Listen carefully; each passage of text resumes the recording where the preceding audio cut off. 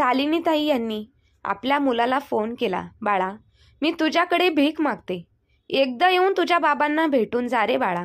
तुझे बाबा मृत्यूच्या शेवटच्या घटका मोजत आहे रे. एकदा ये बाळा, फक्त एकदा ये. ही आई एका मुलाला पदर पसरून भीक मागते, ते पण तुझ्याच बाबांसाठी. परंतु तरी देखील निलेश त्याच्या बाबांना भेटण्यासाठी आला नाही.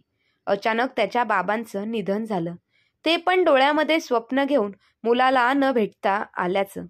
हे दुःख शालिनीताई सहन करू शकल्या नाही आणि शेवटी मुलगा त्यांच्या वडिलांचा अंतिम संस्कार करण्यासाठी सुद्धा आला नाही. हाच विचार करत असताना शालिनीताई यांनी त्यांच्या पतीच्या दुःखातच जीव देवाकडे समर्पण केला आणि मुलासाठी असं एक पत्र लिहून ठेवलं की ते पत्र आज प्रत्येक आईवडिलांच्या मनातील दुःख व्यक्त करत आहे. कोणती अशी वस्तू आहे जी इथे मिळत नाही? सर्व काही भेटतं, परंतु आई वडील भेटणार नाही. आई वडील असे असतात हे मित्रांनो, जे आयुष्यात भेटत नाही. आनंदात ठेवत जा मग त्यांना. बघा, स्वर्ग कुठे भेटत नाही.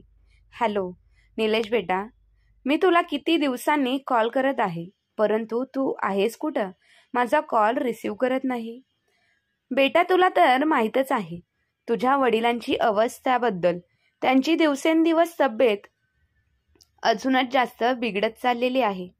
बेडवर झोपून दिवसेंदिवस तुझीच आठवण काढत आहे. बेटा, काही वेळ काढून तुझ्या बाबांना भेटण्यासाठी ये आणि सुनबाई आणि लेकरांना पण सोबत घेऊन ये. तुझे बाबा जगण्याची इच्छा गमावून बसलेले आहेत. तुझ्याशी भेटून काही फरक पडेल.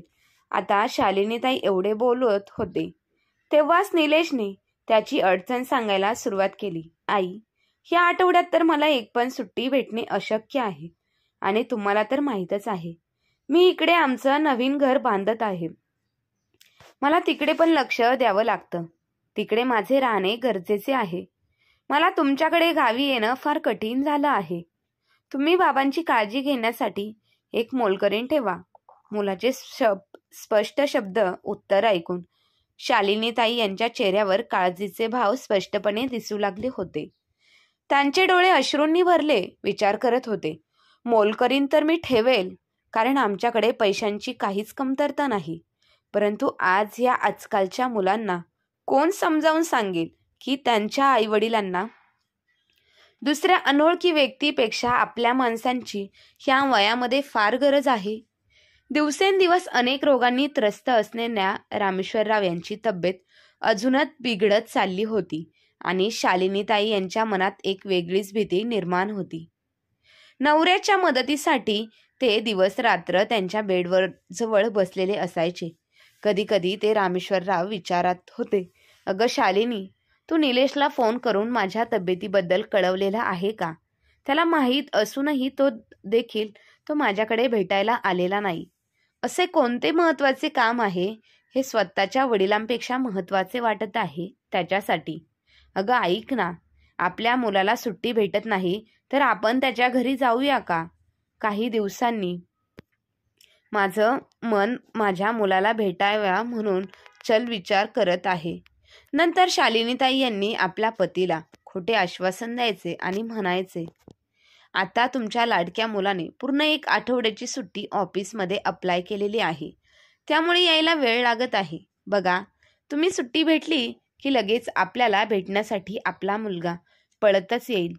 तो असे बोलत असतानाच सरिताताई यांच्या दुःखाला लपवण्यासाठी त्यांच्या चेहऱ्यावर खोटे हसू आणत होते आणि मुलगा प्रयत्न करून त्यांच्या अश्रूंना थांबवून रूममधून बाहेर निघून गेले.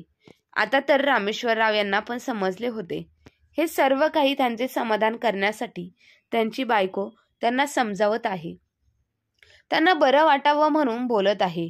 नाहीतर पुण्यावरून साताऱ्याला यायला असं कितीचं अंतर आहे. ह्या कठीण परिस्थितीत सुद्धा यापेक्षा असणाऱ्या वृद्ध दाम्पत्यांजवळ असे कोणीच आपलं माणूस नव्हतं. त्यांच्यासोबत त्यांचे दुःख व्यक्त करत होते. दोघे एकमेकांचे सांत्वन करत राहायचे. नेहमीच शालिनीताई त्यांच्या पतीला म्हणायचे की आपलेच नशीब खराब कदाचित असेल, ज्यामुळे आपल्याला आपला मुलगा आणि नातू यांच्यासोबत राहण्याची सुख आपल्या नशिबात नाही. नात आणि नातू यांना खाऊ घालण्यासाठी आणि त्यांचे लाड करण्यासाठी, त्यांच्यासोबत खेळण्यासाठी, आनंदाने त्यांचे बालपण पाहण्यासाठी आपली सर्व स्वप्न तर अर्धवटच राहिली आहे. या बोलण्यावर रामेश्वरराव त्यांच्या बायकोला भावनिक आधार देत म्हणाले, तू तर तुझं डोकं विनाकारण कोणत्या पण गोष्टीमध्ये लावत असते. मुलांचे स्वतःचे आयुष्य आहे, ते त्याच्या पायावर उभा आहे, आनंदात आहे. यापेक्षा जास्त आपल्याला काय हवं आहे? आपल्याला त्याच्या आनंदात आनंद शोधता आला पाहिजे. परंतु तरी त्यांचे काही ना काही कर्तव्य आहेच ना. यावर रामेश्वरराव म्हणतात, ज्याच्या नशिबात जेवढं आहे तेवढंच त्याला तितकंच मिळत असतं. कदाचित आपलं नशिबात लेकरांचं, नातवंडांचं सुख एवढंच असेल. आपण विनाकारण त्यांच्या येण्याची वाट पाहत असतो. त्यांच्या जगात आता त्यांची बायको, लेकरं आणि शहरातील सुशिक्षित लोक आहेत. आता त्याच्या आयुष्यात आपली जागा शिल्लक नाही. असेच ते दोघे एकमेकांचे सांत्वन करत होते आणि एकमेकांचे दुःख ह्या म्हातारपणामध्ये वाटून घेण्याचा प्रयत्न करत होते. घरातील कामं करण्यासाठी शालिनीताई यांनी एक मोलकरीण ठेवली होती. मोलकरीण सविता आल्यापासून त्यांना समाधान वाटत होते. चला, कोणीतरी ह्या वाईट अवस्थेत त्यांच्यासोबत जे त्यांच्या वाईट काळाला सांभाळून त्यांना घेईल. आणि दिवस असेच निघून गेले. रामेश्वरराव यांची तब्येत अचानक खूप बिघडू लागली. त्यांचा आजार वाढत होता. आता तर औषधं गोळ्या सुद्धा त्यांच्या आजारावरती उपचार करत नव्हते. परंतु त्यांचा मुलगा त्यांचे विचारपूर्वक करण्यासाठी आला नव्हता. त्यांच्या नवऱ्याला काळजीमध्ये पडलेलं पाहून शालिनीताई जड अंतकरणाने मनात नसताना त्यांच्या मुलाला कॉल केला. खूप चिंतित म्हणाले, बेटा निलेश, आता तुझ्या बाबांची तब्येत खूपच बिकट झाली आहे. इकडे डॉक्टरांना सुद्धा दाखवले, परंतु डॉक्टर म्हणाले तुझ्या बाबांना मोठ्या हॉस्पिटलमध्ये घेऊन जाण्याची आवश्यकता आहे. त्यांनी मुंबईमधील थॉरथ हॉस्पिटलमध्ये ॲडमिट करण्यासाठी सल्ला दिलेला आहे. तुझ्या बाबांची अशी अवस्था आता मला बघवली जात नाही. तू लवकरात लवकर इकडे येऊन तुझ्या बाबांना घेऊन जा. तुझ्या बाबांना लवकरात लवकर उपचारांची गरज आहे. यावरती मुलांनी उत्तर दिलं, आई, मी कामानिमित्त दिल्लीला आहे. आई, तू ॲम्ब्युलन्समध्ये बाबांना टाकून त्या हॉस्पिटलमध्ये घेऊन जा. मला 2 दिवस लागतील वापस पुण्याला यायला. मुलाच्या सांगण्यानुसार शालिनीताई यांनी त्यांच्या पतीला रामेश्वरराव यांना ॲम्ब्युलन्समध्ये मुंबईला घेऊन आले आणि रुग्णालयात त्यांना ॲडमिट केलं. डॉक्टरांनी तात्काळ उपचार चालू केले. परंतु उपचार करून सुद्धा रामेश्वरराव यांच्या प्रकृतीमध्ये काहीच बदल दिसत नव्हता. जाणाऱ्या प्रत्येक क्षणाला रामेश्वरराव यांच्या वाचनाची अपेक्षा आता कमी होत गेली. परंतु तरी सुद्धा शालिनीताई यांना ह्या गोष्टीतून समाधान वाटत होते. त्यांचा मुलगा आणि सून आणि नातू यांना डोळे भरून एकदा पाहण्यासाठी ते खूप त्रस्त झाले होते. रामेश्वरराव यांची ही तर इच्छा पूर्ण होईल का? परंतु शालिनीताई यांनी असा विचार करणे एक भ्रम होता. ते दररोज सूर्य उगवला की दरवाजावर एकटक लावून एक अपेक्षेने भरलेल्या नजरेने त्यांच्या मुलाची वाट पाहत होते. परंतु प्रत्येक दिवशी सूर्यास्त झाला तेव्हा त्यांचा विश्वास तुटून जात होता. प्रत्येक जाणारा दिवस आता त्यांना त्यांच्या मुलाच्या निष्काळजीपणाची जाणीव करून देऊ लागला. नंतर एक दिवस असा आला, डॉक्टरांनी त्यांनी बरी होण्याची अपेक्षा न करता आणि शालिनीताई यांना स्पष्ट शब्दात सांगितलं, हॉस्पिटलच्या उपचारापेक्षा आता त्यांना आपल्या लोकांच्या सहवासात राहण्याची खूप गरज आहे. हे ऐकल्यानंतर शालिनीताई यातून पूर्णपणे तुटून गेल्या होत्या.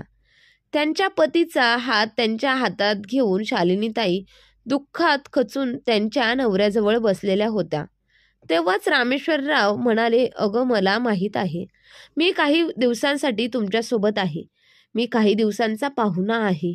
माहीत नाही कधी माझा प्राण निघून जाईल, कधी मला देव त्याच्याकडे बोलावून घेईल. फक्त माझी एक इच्छा शेवटची पूर्ण कर. माझी आणि माझ्या मुलाची भेट घालवून दे. माझा मुलगा आणि नातू यांचा सगळ्यांचा एकदा चेहरा एक वेळेस मला दाखव.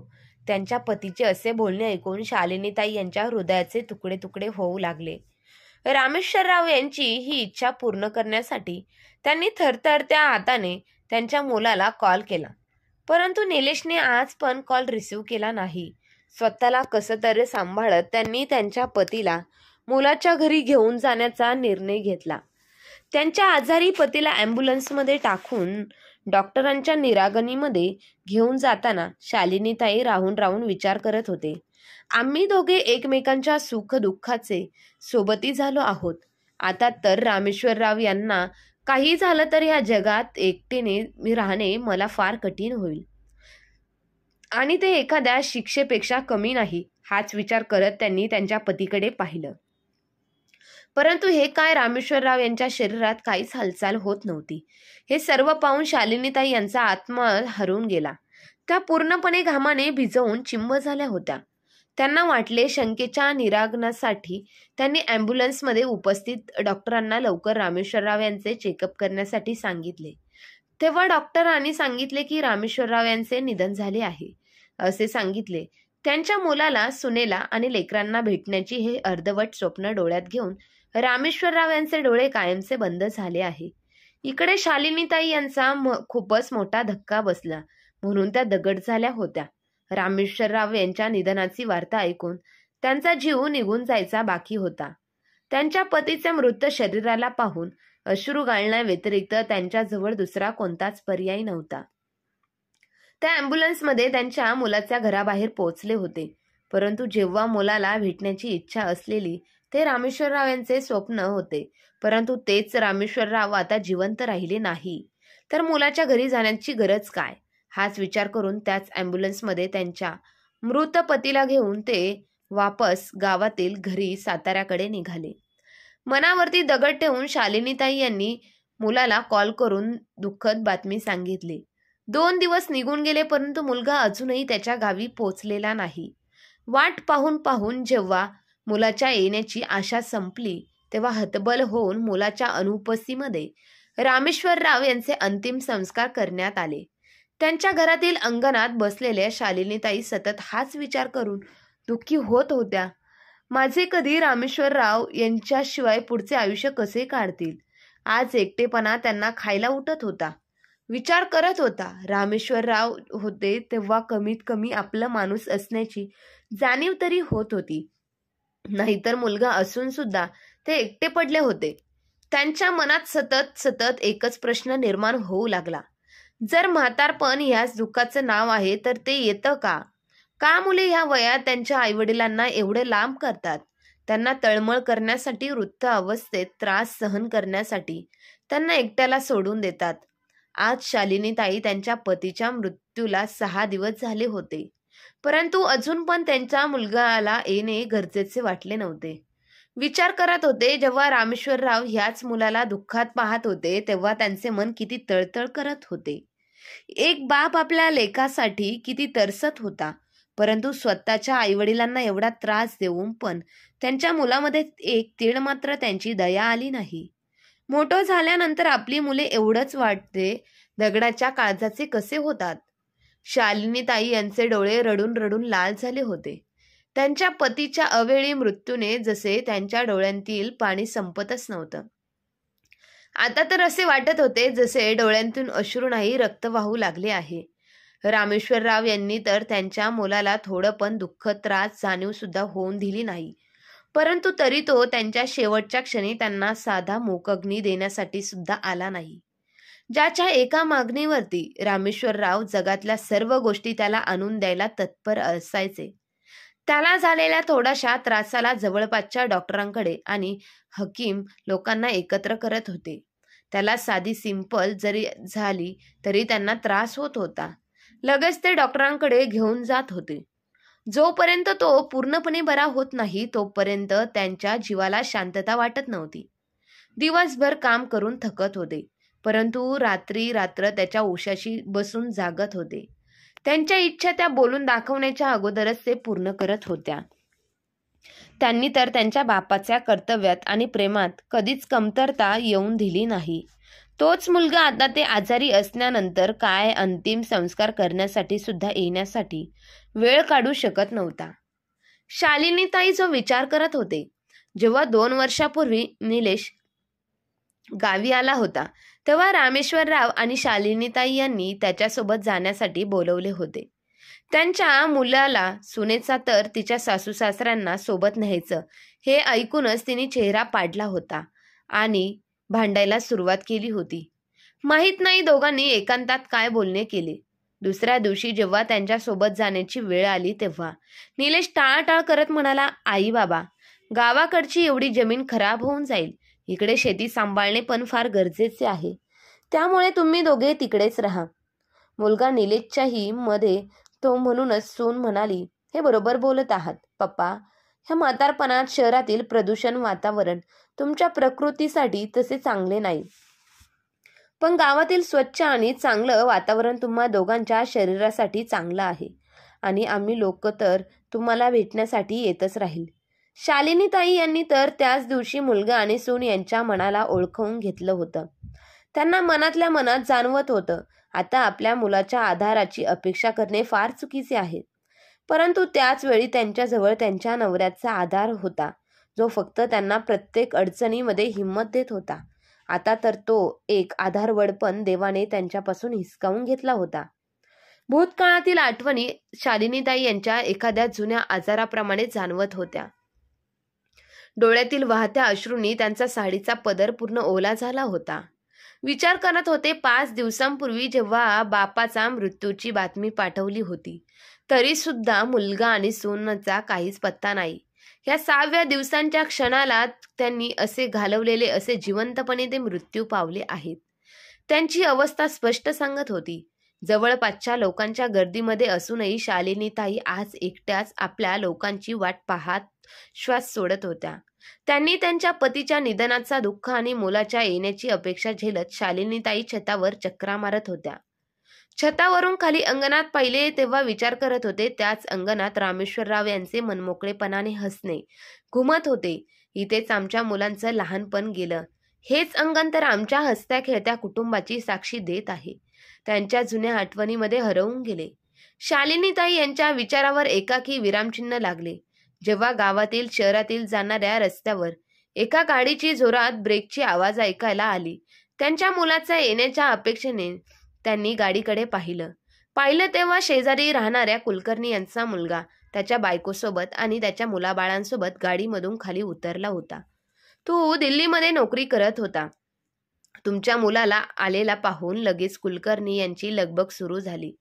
घरातून बाहेर आले आणि त्यांनी लगेच त्यांच्या नातवाला उचलून घेतलं. शालिनीताई ही सर्व गोष्ट छतावरून पाहत होत्या.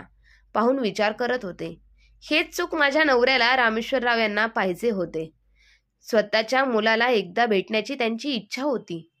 त्याच्या नातवाला जवळ घ्यायचं होतं. एवढं सुद्धा सुख आमचा मुलगा आम्हाला देऊ शकला नाही. कारण आपल्या मरणाऱ्या बापाला सर्वांचे मूल काही दिवस नोकरी केल्यानंतर आपल्या आईवडिलांना भेटण्यासाठी येतात. एक माझेच पती रामेश्वरराव अभागी नशिबाचे होते. त्यांच्या मुलाने त्यांना अशा अवस्थेमध्ये एकट्याला सोडलं आहे. दुःखाच्या अथांग सागरात डुबालेले शालिनीताई काही वेळातच छतावरून खाली उतरून आल्या. पाहिले तर तेव्हा कुलकर्णी यांचा मुलगा रामेश्वरराव यांच्यासाठी दुःख व्यक्त करण्यासाठी आला होता. आता तर शालिनीताई यांना त्यांच्या मुलावर केलेल्या संस्कारावरती पण लाज वाटत होती. बाहेर जाऊन परत एकदा त्यांच्या मुलाच्या येण्याची अपेक्षा ठेवून रोडवर नजर फिरवली तेव्हा पाहिले, लांब पर्यंत शांतता पसरलेली होती. आणि नंतर थरथरत्या पायांनी ते घराच्या आत आले. त्यांच्या बाबांच्या 13व्या दिवशी निलेश त्याच्या बायको आणि मुलांना गावी घेऊन आला. तेव्हा गावात चारी बाजूने चकित करणारे शांतता प्रस्थापित झाली होती. गावात तर प्रत्येक ठिकाणी लोकांचे घोळके बसलेले असायचे. आज प्रत्येक गल्लीमध्ये शांतता पसरलेली होती. कुठे लेकरं गेले पण खेळताना दिसत नव्हते. कुठे 1-2 गावातील लोक दिसत होते. पाहिलं तेव्हा ते लोक त्यांच्याकडे संशय नजरेने पाहत होते, जसा तो खूप मोठा गुन्हा करून आलेला आहे. अशा गुन्हेगारी नजरेने पाहत आहे, त्याने मोठा गुन्हाच केला आहे. जेव्हा ते लोक घरी पोहोचले तेव्हा पाहिलं, घरातील अंगणात लोकांची गर्दी जमा झाली होती. पाऊल टाकत गेले तेव्हा गावातील लोकांची चकित नजर त्याला अपराधी नजरेने पाहत होती. आणि अंगणात पाहिलं तर त्याच्या आईला फरशीवर झोपवले जात होते आणि तिच्या अंगावर पांढरा कपडा घातला होता. त्या अगोदर तो काही बोलणार तितक्यातच शालिनीताईच्या भावाने म्हणजे निलेशच्या मामाने त्याच्या हातात एक पत्र दिलं आणि म्हणाले, हे पत्र तुझ्या आईने तुझ्यासाठी लिहिले आहे. पत्र देताना त्यांचे रागात निलेशकडे पाहणे निलेशला दोषी असण्याची जाणीव करून देत होते.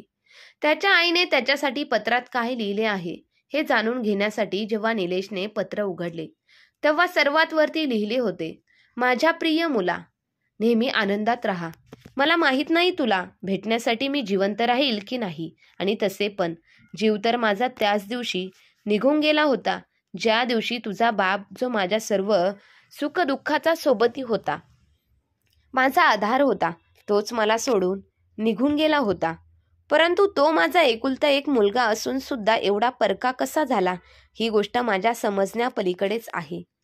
ते बाबा ज्यांनी तुला लहानाचं मोठं केलं, तुझी एक झलक पाहण्यासाठी शेवटच्या श्वासापर्यंत तुझी डोळ्यात तेल घालून वाट पाहत होते, परंतु तू आला नाहीस.